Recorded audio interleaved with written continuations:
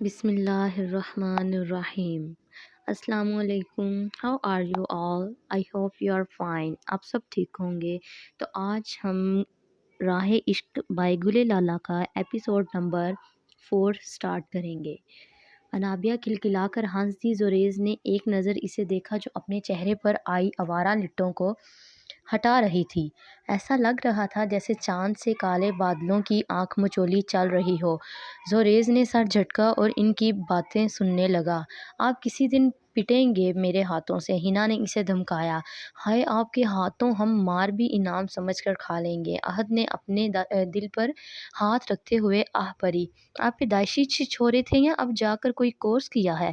ہنا نے طنز کیا۔ جی بس اپنے ٹیلنٹ پر کبھی غرور نہیں کیا، احد نے سر کو خم کرتے ہوئے فخریہ سے کہا۔ ہنا نے منہ موڑا، اس سے بحث کرنا ہی فضول ہے، ہنا نے سوچا۔ یونیورسٹی کے بعد ہنا انابیہ کے ساتھ اس کے گھر گئی۔ جیسے ہی وہ اندر داخل ہوئے، سامنے ہی رابیل رضا نکسک سے تیار سن گلاسز لگائے کہیں جانے کے لیے کھڑی تھی۔ ہیلو آنٹی، ہنا نے انہیں گریٹ کیا۔ ہیلو بیٹا، کیسے ہو آپ؟ انہوں نے پوچھا۔ I am well, how about you? Hannah نے کہا۔ ایز یوزول بزی، انہوں نے کہا۔ وہ ایک سوشل ورکر تھیں۔ اوکے بیٹا، I have to leave. Anabia, Hina کی اچھی خاطر مدارت کرنا۔ ٹیک کیئر، انہوں نے جاتے ہوئے انابیہ کے گال پر تھپکی دی۔ جی مما، انابیہ نے مسکرا کر کہا۔ وہ روم میں بیٹھی تھی جب ہنا نے پوچھا، یہ اتنا چینج تم میں کیسے آیا محبت؟ انابیہ نے مسکرا کر کہا۔ What do you say؟ ہنا نے حیرانگی سے پوچھا۔ I said محبت کی وجہ سے، انابیہ نے ہنستے ہوئے کہا۔ اچھا، اور وہ کون ہے؟ اس نے آبرو اچکاتے ہوئے کہا۔ زوریز، انابیہ نے نظریں جھکاتے ہوئے کہا۔ اپنا زوریز؟ زوریز افندی، اس نے حیرانگی سے پوچھا۔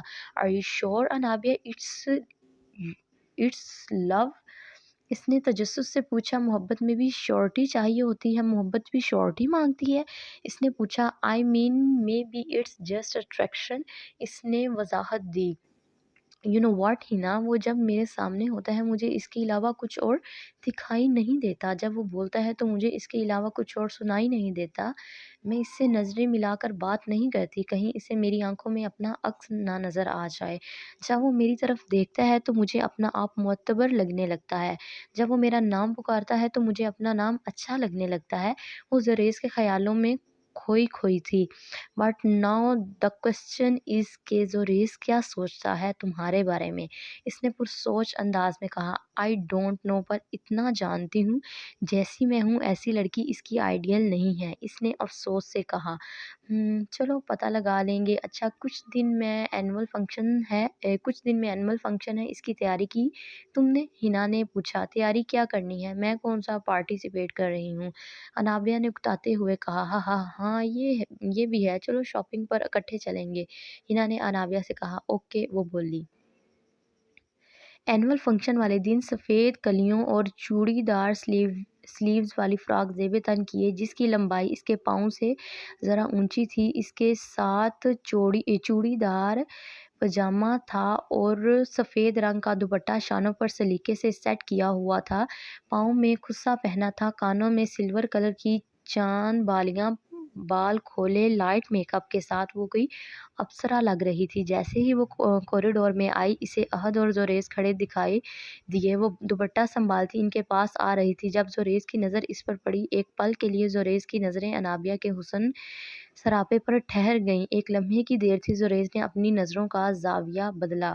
السلام علیکم، انابیہ نے ان کے نزدیک آ کر سلام کیا۔ وعلیکم السلام، احد اور زوریز نے جواب دیا۔ انابیہ نے زوریز کو دیکھا جو آج بلیک 3 پیس میں پہلے سے زیادہ خوبصورت لگ رہا تھا۔ وہ بار بار اپنا دوپٹہ سنبھال رہی تھی۔ زوریز نے دیکھا تو مسکرا دیا۔ جب تمہیں ایسی ڈریسنگ کی عادت نہیں ہے تو کیوں خود کو ہلکان کر رہی ہو؟ زوریز نے اسے شرارتی لہجے میں کہا۔ احد کو ایان نے بلایا تو وہ چلا گیا۔ ہنا ابھی تک نہیں آئی تھی، وہ دونوں اکیلے کھڑے تھے۔ زوریز کے پوچھنے پر وہ چونکی۔ آپ کے لیے زوریز، اس نے دل میں کہا۔ وہ یہ ڈریس ماما لے آئی تھی اور انہوں نے کہا کہ آج یہی پہنوں۔ اس نے نظریں چراتے ہوئے جھوٹ بولا۔ گڈ، زوریز نے کہا۔ جبکہ دور کھڑی انابیہ ان دونوں کو حسد بھری نگاہوں سے دیکھ رہی تھی اور اس کے ذہن میں ایک شاطرانہ چال آئی اور وہ مسکرا دی۔ زوریس، انابیہ آپ دونوں کو عہد اور ہنا لیبارٹری میں بلا رہے ہیں۔ ماریا، جو ان کی جونیئر تھی، اس نے آ کر انہیں بتایا۔ دونوں نے ایک دوسرے کو دیکھا اور لیبارٹری کی طرف چل دیے۔ لیبارٹری سائنس ڈپارٹمنٹ کی طرف تھی، جو یونیورسٹی کا پچھلا حصہ تھا اور آج کل وہاں کے اسٹوڈنٹ کو فری کر دیا گیا تھا۔ وہاں اسٹوڈنٹ نہ ہونے کے برابر تھے۔ جب وہ دونوں لیبارٹری میں داخل ہوئے، اندر کوئی نہیں تھا اور اچانک سے دروازہ باہر سے کسی نے لاک کر دیا۔ دونوں نے کھٹکے پر مڑ کر دیکھا۔ زوریس دروازے کے نزدیک گیا اور کھولا پر نہیں کھلا۔ پھر اس نے زور سے دروازہ بجایا۔ کوئی ہے؟ اوپن دا ڈور! وہ چلایا پر سب بے سود۔ اس نے مڑ کر انابیہ کو دیکھا جس کے چہرے پر واضح گھبراہٹ تھی۔ اٹس اوکے انابیہ، میں ابھی عہد کو کال کرتا ہوں۔ اس نے اسے تسلی دیتے ہوئے کال ملائی پر وہ کال پک نہیں کر رہا تھا اور اچانک اس کے سیل کی بیٹری ختم ہو گئی۔ اوہ نو! اس نے افسوس سے کہا۔ انابیہ اپنا سیل دینا، میرے سیل کی بیٹری ختم ہو گئی ہے، اس نے کہتے ہوئے ہاتھ آگے بڑھایا۔ میں اپنا سیل گھر بھول آئی ہوں، اس نے ڈرتے ہوئے بتایا۔ اب کیا ہوگا؟ انابیہ کی آنکھوں میں ڈر تھا۔ کچھ نہیں، اب کل صبح تک ویٹ کرنا پڑے گا، زوریس نے کہا۔ پر گھر والے ان کا کیا؟ وہ جو پریشان ہوں گے۔ انابیہ کو پریشانی ہونے لگی۔ کیا کر سکتے ہیں؟ زوریس نے ہارتے ہوئے کہا۔ جیسے جیسے وقت گزر رہا تھا، انابیہ کی پریشانی میں اضافہ ہو رہا تھا۔ پھر مکمل اندھیرا ہو گیا۔ زوریس کو ایک اچانک سسکیوں کی آواز سنائی دی۔ انابیہ، تم رو رہی ہو؟ اس نے پوچھا۔ اس نے پاکٹ کو ٹٹولا اور اس میں سے لائٹر نکالا۔ وہ اسموکنگ نہیں کرتا تھا۔ عہد کا لائٹر اس کے پاس رہ گیا تھا۔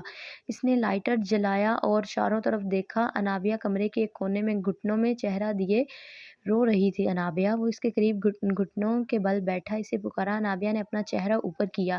زوریس نے لائٹر اس کے چہرے کے قریب کیا۔ اس کا چہرہ آنسوؤں سے تر تھا۔ ایسا لگ رہا تھا جیسے چاند پر بارش ہو رہی ہو۔ اس کی آنکھوں میں آنسو ایسے لگ رہے تھے جیسے جھیل میں موتی ہوں۔ زوریس کے دل نے ایک بیٹ مس کی۔ وہ دونوں کچھ دیر یوں ہی ایک دوسرے کو دیکھتے رہے۔ پھر زوریس سنبھلا۔ اس نے اپنی نظریں اس کے چہرے سے ہٹائیں۔ کتنے ہی لمحے زوریس کو سنبھلنے میں لگے۔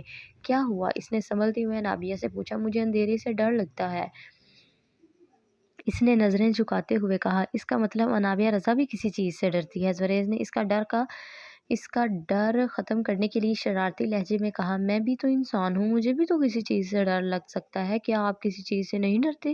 اس نے خفی سے پوچھا۔ ڈرتا ہوں نا، جنگلی بلیوں سے۔ اس نے انابیہ کو چھیڑا۔ انابیہ نے اسے دیکھا اور مسکرا دی۔ زوریس لائٹر جلاتے ہوئے تھک گیا تو اس نے بند کرنے کے بعد اپنی پاکٹ میں واپس رکھا اور اس سے ذرا فاصلے پر زمین پر ٹک کر بیٹھ گیا۔ زوریس، انابیہ نے پکارا۔ ہوں، وہ بولا۔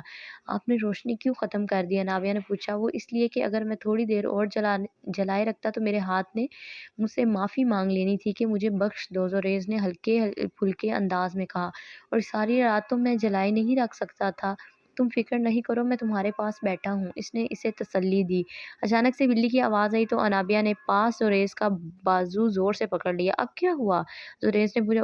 وہ مجھے ڈر لگ رہا ہے، اس نے جھجکتے ہوئے کہا۔ ریلیکس انابیہ، اس نے اپنے بازو پر رکھے انابیہ کے ہاتھ کو تھپکتے ہوئے تسلی دی۔ وہ اس کا بازو پکڑے ہوئے تھی۔ اچانک اس نے اپنا سر زوریس کے کندھے پر رکھا اور نیند کی وادی میں کھو گئی۔ انابیہ، زوریس نے اسے پکارا۔ کوئی جواب نہ پا کر اپنے پاکٹ سے لائٹر نکال کر جلایا اور اس کے چہرے کے قریب کر کے اسے دیکھا۔ وہ آنکھیں موندے سو رہی تھی۔ سوتے ہوئے اس کے چہرے پر ایک معصومیت تھی۔ اس کے چہرے پر آنسوؤں کے میٹھے میٹھے نشان تھے۔ زوریس کی نظریں اس کے چہرے سے ہٹنے سے انکاری ہو گئی۔ کتنے لمحے اسے دیکھتے ہوئے گزرے، کب صبح ہوئی اسے پتہ بھی نہ چلا۔ باہر سے سویپر کی آواز آئی۔ کھٹکے پر وہ کسمسائی اور اس کے کندھے سے سر اٹھا کر زوریس کو دیکھا۔ وہ بھی اس کا چہرہ دیکھ رہا تھا۔ انابیہ کو سچویشن کا احساس ہوا۔ اور اس کے بہت قریب تھی اور اس کا بازو پکڑا ہوا تھا۔ اس نے ہڑبڑا کر اس کا بازو چھوڑا اور اس سے تھوڑے فاصلے پر ہوئی۔ خفت کے مارے اس کا چہرہ سرخ ہو گیا تھا۔ آئی ایم سوری، مجھے پتہ نہیں چلا کب نیند آ گئی، اس نے اپنا چہرہ جھکائے شرمندگی سے کہا۔ اٹس اوکے، وہ بولا۔ وہ اس کے خفت بھرے سرخ چہرے کو دیکھ کر مسکرا دیا۔ ساری رات وہ ایک ہی پوزیشن میں بیٹھا رہا، کہیں اس کی نیند نہ خراب ہو جائے، جس کی وجہ سے اس کے پاؤں سن ہو گئے تھے۔ اسے اٹھنے میں تھوڑی تکلیف ہو رہی تھی۔ وہ کوشش کر کے اٹھا اور دروازہ بجایا۔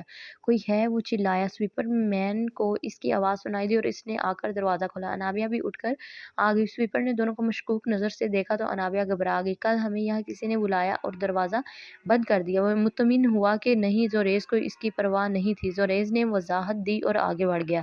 انابیہ بھی اس کے پیچھے چل دی۔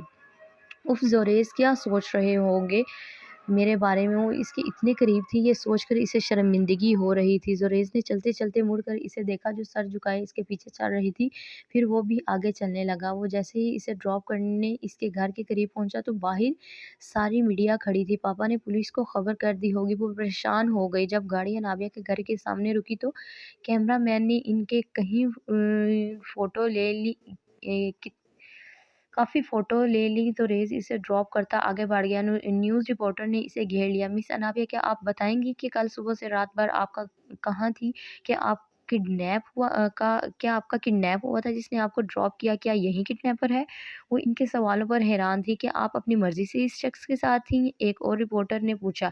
وہ ان کو سائڈ پر کرتی گھر کے اندر داخل ہوئی۔ سامنے رابیل، رضا حیات اور کچھ پولیس کے لوگ وہاں موجود تھے۔ سب سے پہلے رابیل رضا کی نظر اس پر پڑی۔ انابیہ، وہ دوڑتی ہوئی اس کے پاس آئیں۔